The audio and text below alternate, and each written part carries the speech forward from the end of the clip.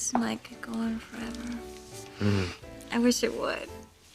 Well, you know, it could. I've got nothing to do tomorrow. No work? I've got one appointment with Sheila, but that's not until the afternoon.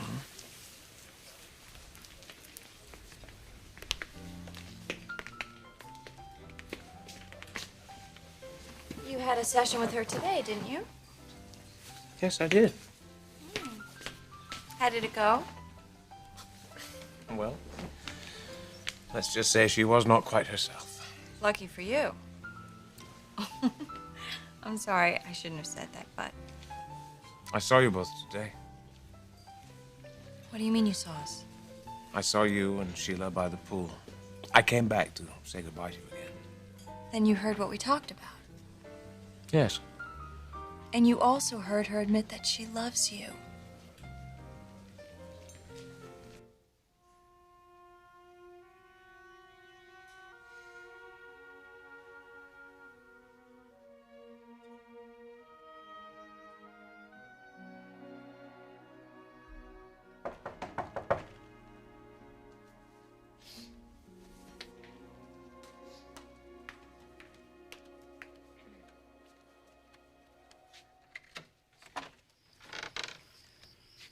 Damon. I took you from your bed. No, it's all right. Why don't you come on in?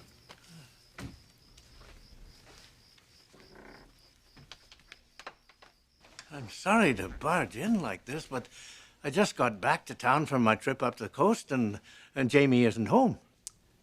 I know. And he's probably not going to want any company when he does get home. Why not? James isn't alone. Tonight he's out with Maggie. And you were wishing that he was out with you.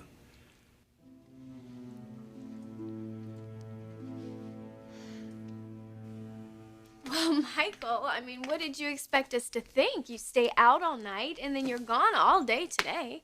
Look, you guys, it was just one of those things. One of what things?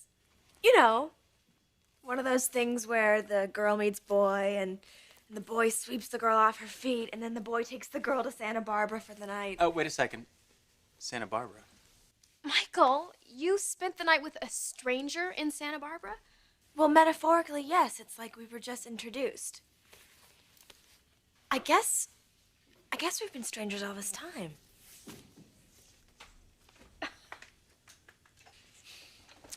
So, does this guy have a name? Yes. What is it? Grant. His name is Grant Chambers. Wait, you spent the night with Grant Chambers? Stephanie. Were you expecting someone else? No, well, please, come in, please. What I meant to say was, I just wasn't expecting you. Brooke, perhaps? Brooke? Well, you weren't at work today, so I thought perhaps you were going to see her this evening. Well, why would I do that, Stephanie? Well, you've spent the evenings together, working. Well, we would do that at the office. We wouldn't do that here. Why all these questions about Brooke? I was just asking. Okay, then I'll answer your question. No, I do not have plans to see Brooke tonight or any other night. As a matter of fact, I don't think I'll be seeing much of her even at the office. So why did you come over here, Stephanie? What do you want?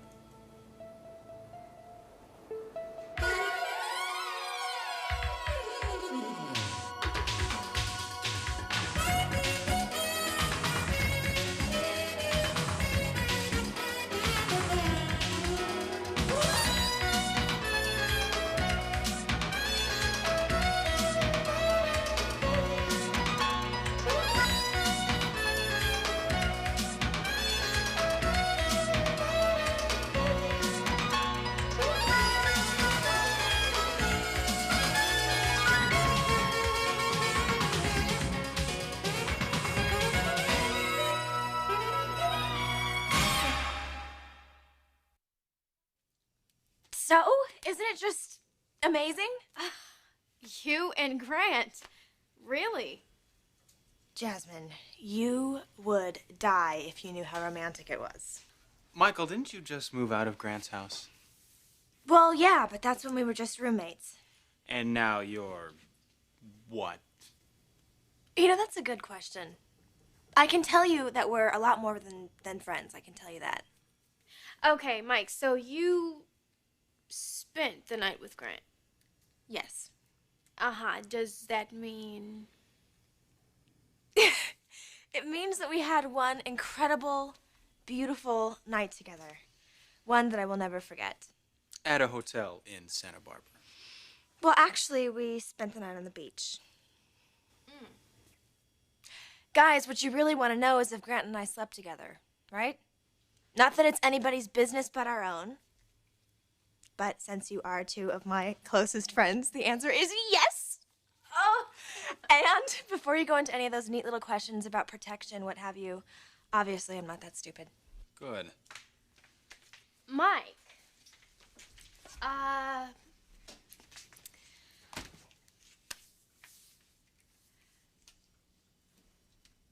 Yes, ladies and gentlemen, it was my first time. You see, that's just too much information. I really don't need to know that. Thank you. Oh, Dylan, I'm sure you already knew. Oh, Mike, and you were ready for this? With Grant? Jasmine, I am so ready for Grant. He was so gentle and so tender. You know, and it wasn't sex. It was making love. I mean, I know that sounds really corny, but that's exactly how it was. You know, Grant wants me. Can you believe that? He doesn't want Brooke.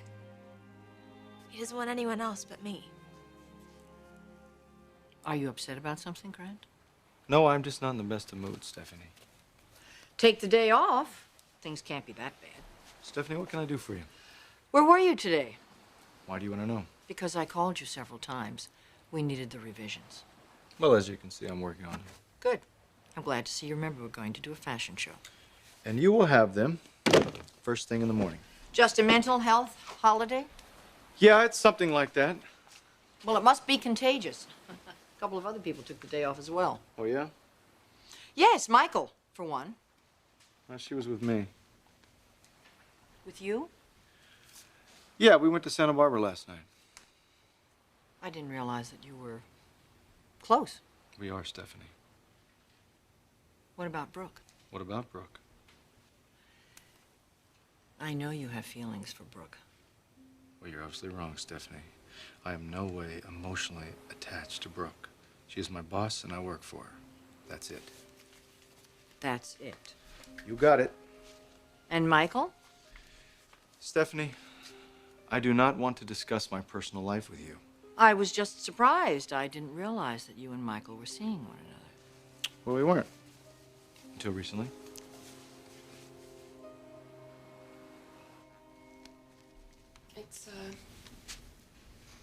It's hard, Damon. It's hard to do what I'm trying to do. Change for the better, you mean? You know, I saw something tonight, and it made me realize who I am, what I am. And I know that I'm someone that your son could never love.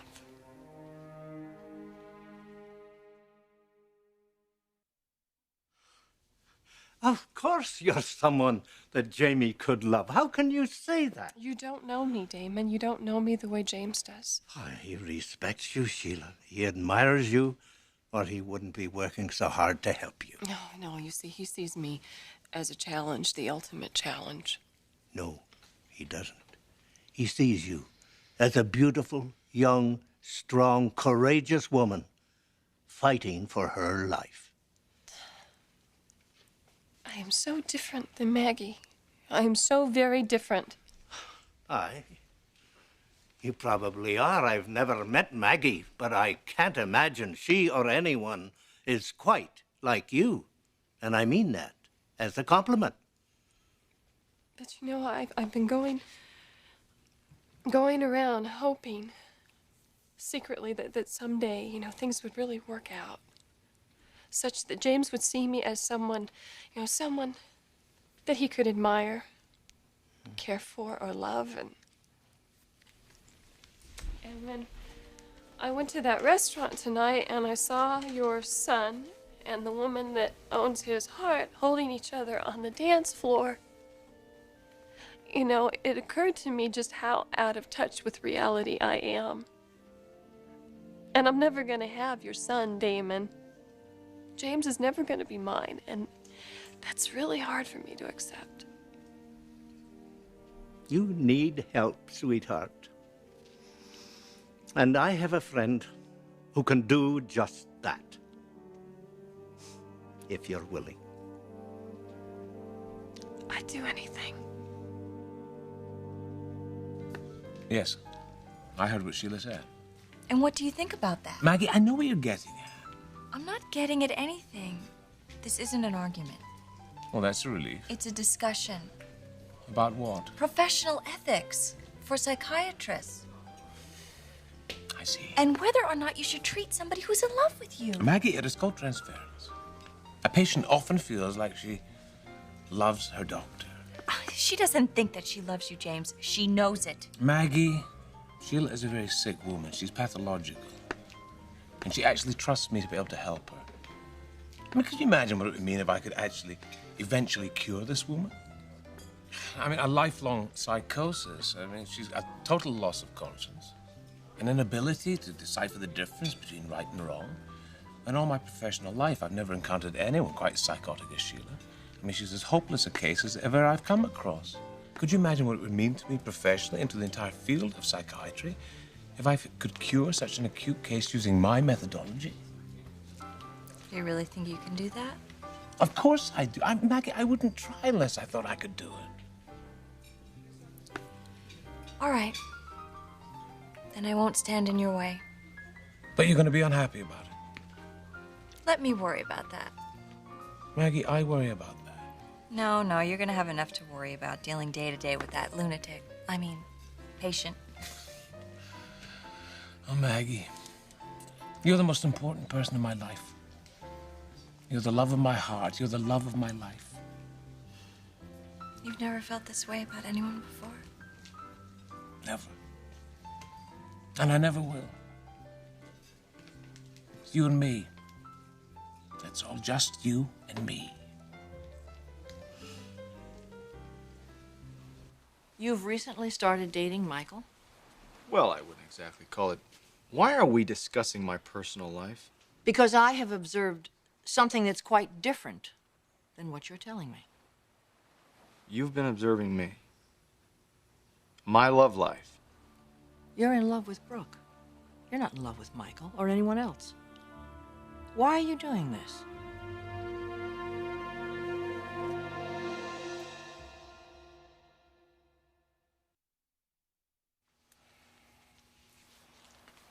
Something happened between you and Brooke. Nothing happened between me and Brooke, and that's the problem.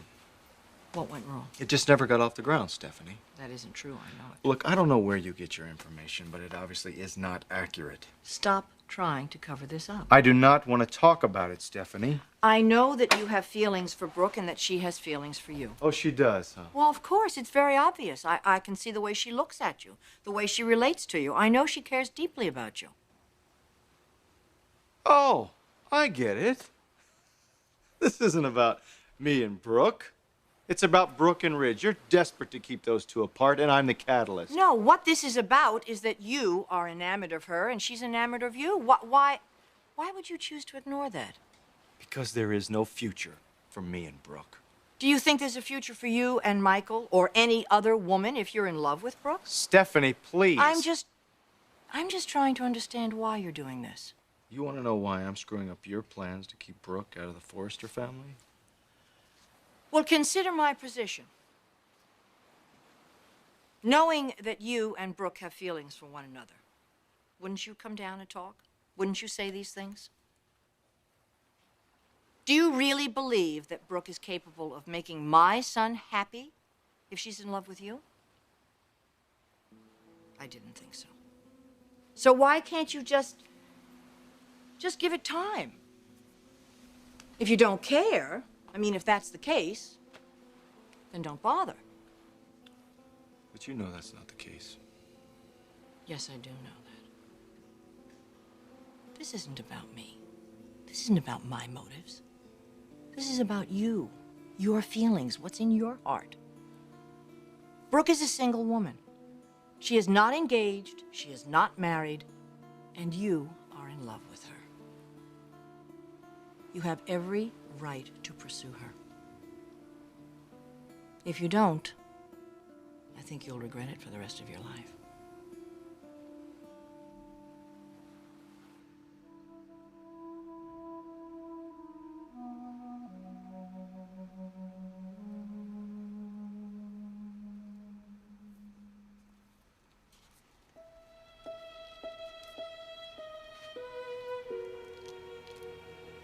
Oh, God, what am I doing here? It's been so long, so many years.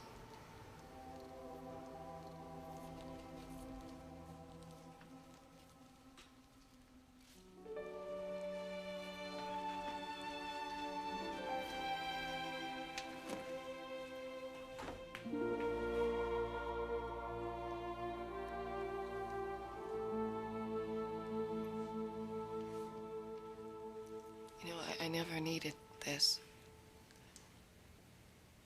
At least I never thought I did. I could always take care of myself. I was so indestructible. But look at me now. I'm so messed up. I am so completely out of control. And I want to change. I want that so desperately. But I know now I can't do it alone. I'm not capable of changing myself. I need help. So please help me. I've been so far down for so long, I can't get myself back up. And I think you're the only one that can give me a hand. So I'm asking you,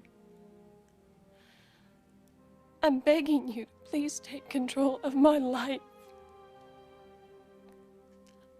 I want to turn it around, but I need help. I need help from you. So, I'm handing my life over to you.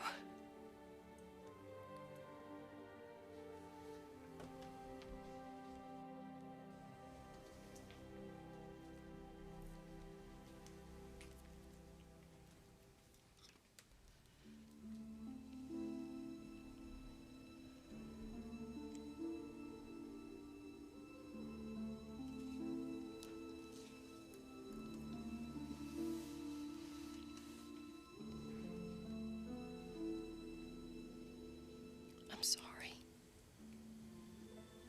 I am so sorry for everything I've done and all the people that I hurt. I probably deserve to die. And if that's the way you feel, then please just let it happen. Because I can't go on like this anymore. I'm so tired. I am so tired. So miserable.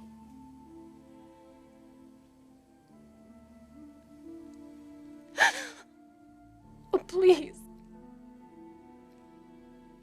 Please give me a reason to live again.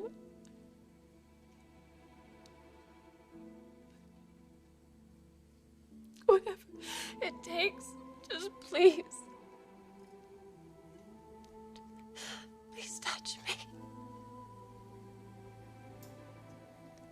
make me well. Please